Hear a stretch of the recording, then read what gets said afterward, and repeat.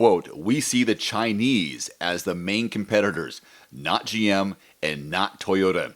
The Chinese are going to be the powerhouse." This from Ford CEO Jim Farley. Farley says Chinese electric vehicle makers are its main rival in the sector, but the company has hurdles competing on cost at a smaller scale. He also says that China, the world's largest automaker, has some of the best battery technology and dominates EV production. Have they given up already? Okay, to beat the Chinese automakers, Farley said Ford needs distinctive branding, which he believes it has, and lower cost. But, he says, how do you beat them on cost if their scale is 5 times as yours?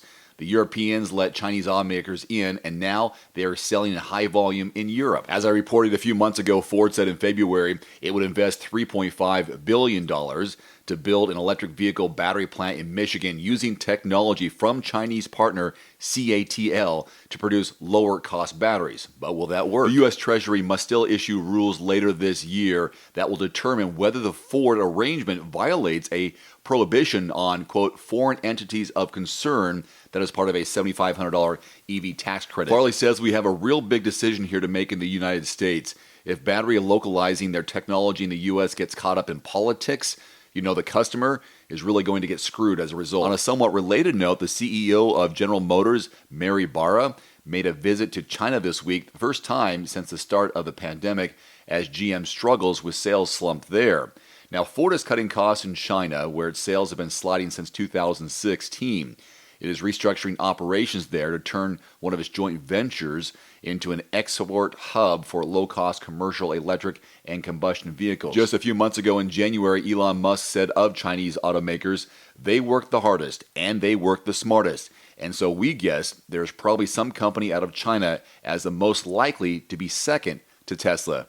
Not mentioning Ford or GM. Speaking of EVs, what's the world's best-selling car? As of the first quarter of 2023, the Tesla Model Y was the world's best-selling car, marking the first time ever that an EV has achieved this feat. Model Y sales have been growing around the world the last few years, putting the car on a trajectory to become the world's best-selling vehicle, and now it's happened.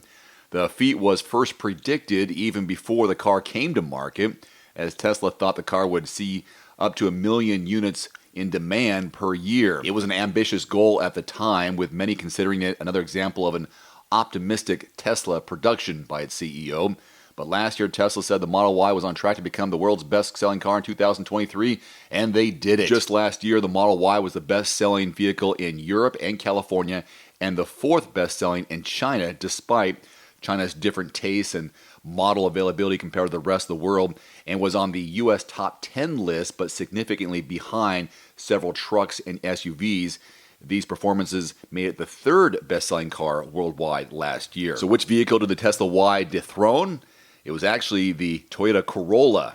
Can you believe that? So now a Tesla Y is better selling in the world versus a Toyota Corolla. That's amazing. So if the Model Y continues at this sales growth the rest of this year, they'll finish off with about 1 million sales for 2023. The only other vehicle in the world to sell 1 million units last year was the Corolla, 1.12 million. So it might be pretty close by the year's end.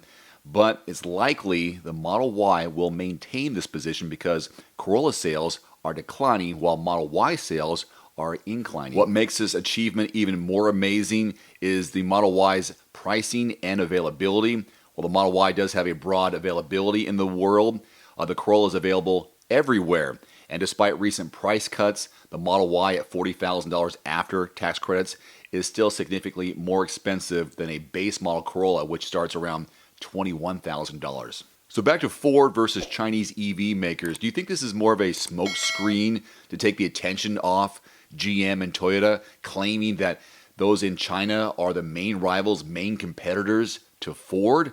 Curious to hear your thoughts in the comments section below. We'll keep the conversation going there. Until next time, I'm Dave. See you soon. Adios. Thanks for watching. Please click subscribe and give us a thumbs up. See you next time.